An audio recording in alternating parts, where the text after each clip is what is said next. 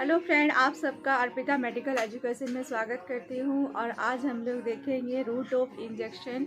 उससे पहले मैं आप लोग को एक चीज़ बता देती हूँ कि अगर आप लोग को मेरा वीडियो अच्छा लगता है तो आप लोग लाइक ज़रूर कीजिएगा और शेयर करने नहीं भूलिएगा, क्योंकि आप लोग को भी इनका फ़ायदा मिलना चाहिए ना। तो फिर आप लोग शेयर ज़रूर कीजिएगा, ठीक है। तो आगे बढ़ते हैं। तो मैंने जिस तरह से इम्यूनाइजेशन शेड्यूल में जितने भी इंजेक्शन बताए हैं वो इम्पॉर्टेंट है, और इम्पॉर्टेंट इंजेक्शन को ही मैंने वहाँ पे शेड्यूल में डाले थे, और क्वेश्चन भी मैंने कुछ बताया आप लोग को कल वाले क्लास में। तो आज मैं आप लोग को रूट ऑफ इंजेक्शन बताऊंगी, इसलिए कि रूट ऑफ इंजेक्शन करने का मतलब होता है कि इंजेक्शन को किस किस जगह पे देना होता है, उसका साइट ऑफ इंजेक्शन जिसे हम कह सकते हैं। साइट ऑफ इंजेक्शन यानी कि हम लोग कहाँ कहाँ पे मसल पे दे सकते हैं, आईवी दे सकते हैं, आईसी, एससी और आईडी। तो सबसे पहले हम देखेंगे इंट्रामस्कुलर इंजेक्शन। मांसपेशी में हम लोग का मांसपेशी क्या होती है, जो हम लोग के मसल्स होते हैं ना, वहाँ पे एक इंजेक्शन होती है, और सबका अपना अपना एंगल होता है देने का। तो सारे एंगल्स मैं अभी बताऊंगी। तो पहले आप लोग देख लीजिए कि कौन कौन से जगह पे साइट ऑफ इंजेक्शन होते हैं।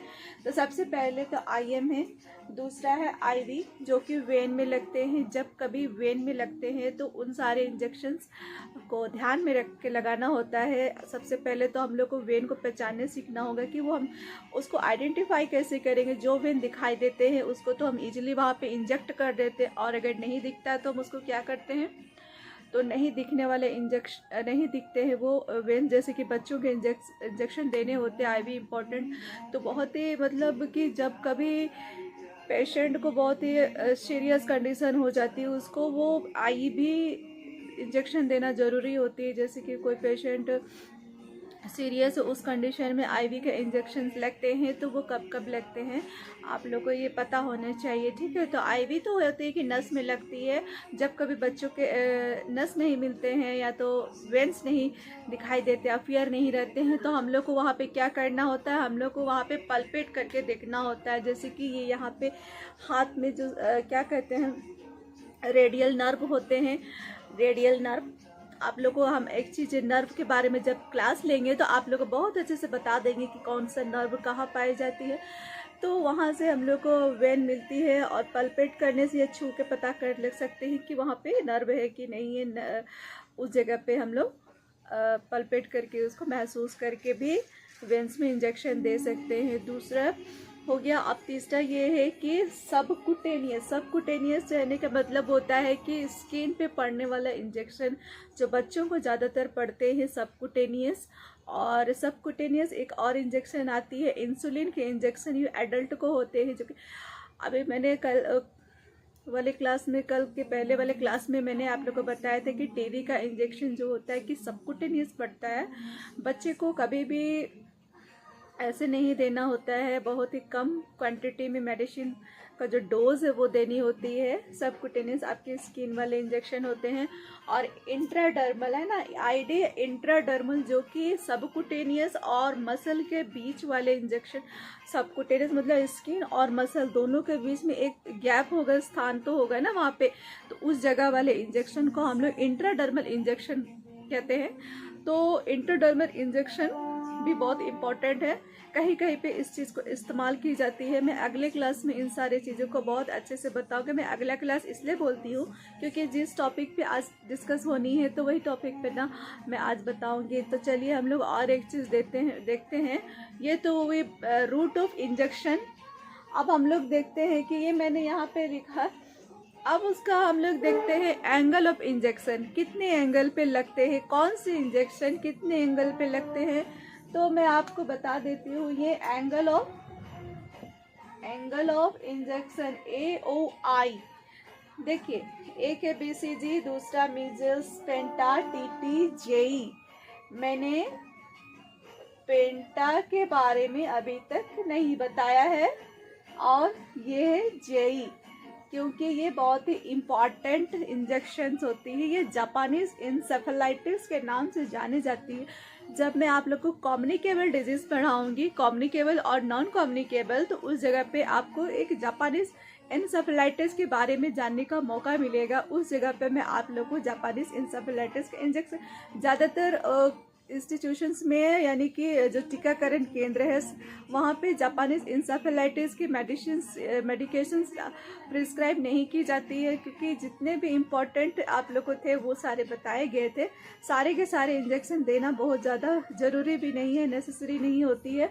और एक है पेंटावेलेंट 5 इंजेक्शन को मिलाकर बनाई गई है, जो एक ही इंजेक्शन के कॉम्बिनेशन में होती है।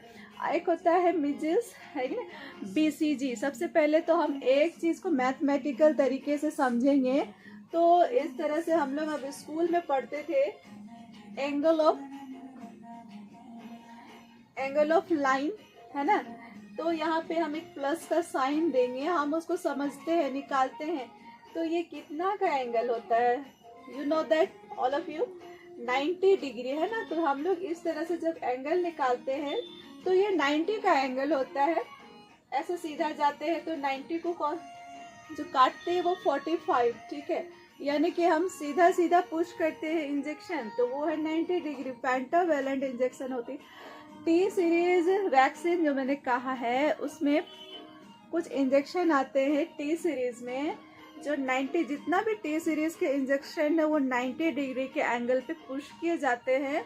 जैसे कि tetanus vaccine, DPT vaccine, pentavalent, है ना। ये सारे इंजेक्शन जो होते हैं 90 डिग्री के एंगल पे पुश किए जाते हैं। BCG जो कि 15 डिग्री के, 15 कहने का मतलब ही समझ लीजिए ये इंजेक्शन है, तो मैं उसको कितना डाउन कर रही हूँ, यहाँ पे डाउन करके देना होता है। ये इंजेक्शन इतने डाउन से, मतलब कि स्किन से सट के जा रहा है, तो जाहिर सी बात है कि वो जरा सा डाउन होकर के ही इंजेक्शन पे पुश किया जाना है। एक है मिजल्स जो कि 45 डिग्री के एंगल पे, ना कि 90 डिग्री के एंगल पे। 90 करने का मतलब होता है कि सीधा सीधा, अब 45 थोड़ा सा टेढ़ा, उसी का ही हाफ। तो 90 का हाफ जो भी एंगल बनेगा वो 45 एंगल, ये नहीं कि स्केल से नापना है उसको, हम लोग एक अंदाजे, एक अप्रॉक्स उतना मान के चलते हैं। एंड देन मैंने अभी बताया कि जेई जो है वो भी जापानीज इंसेफेलाइटिस 45। ये तो 3 चीज़ें होती, या तो 15 पे, 45 पे, या तो 90 डिग्री के एंगल पे। 3 ही एंगल पे ही हम दे सकते हैं, उससे ज़्यादा कोई भी एंगल यहाँ पे नहीं लेना है। और इम्पोर्टेंट जो भी इंजेक्शन है वो आप लोगों को पता ही है। तो इन सारे इंजेक्शंस को आप लोग अच्छे से भली भांति याद कर लीजिएगा, जो कि छोटे हैं लेकिन बहुत ही इंपॉर्टेंट चीज़ है, बहुत बड़ी चीज़ है। और डमी पे मैं आप लोग को प्रैक्टिकल करके ज़रूर दिखाऊंगी। डमी या तो किसी फ्रूट पर भी इसको एक्सपेरिमेंट करके दिखाया जा सकता है। तो दोस्तों आज के लिए बस इतना ही क्लास रखेंगे, क्योंकि ज़्यादा लॉन्ग रखने से क्या होता है ना कि मेमोरी में से वो आउट हो जाता है। तो छोटे छोटे क्लास आप लोग अटेंड कीजिए, रोज़ रोज़ इस तरह से देखिएगा छोटे छोटे वीडियो को, और बार बार उसको आप लोग प्ले करिएगा, है ना। जो भी समझ में नहीं आती है, जो नहीं भी आती है, तो आप लोग इसको रिवीजन कीजिएगा, ठीक है। IM IB SC ID, तो ये चारों आप लोगों को समझ में आ गई, एंगल ऑफ इंजेक्शन, और आज आप लोग पढ़ा है रूट ऑफ इंजेक्शन, ठीक है फ्रेंड। आज यहीं पर रहने देते हैं। Thank you, bye bye, take care.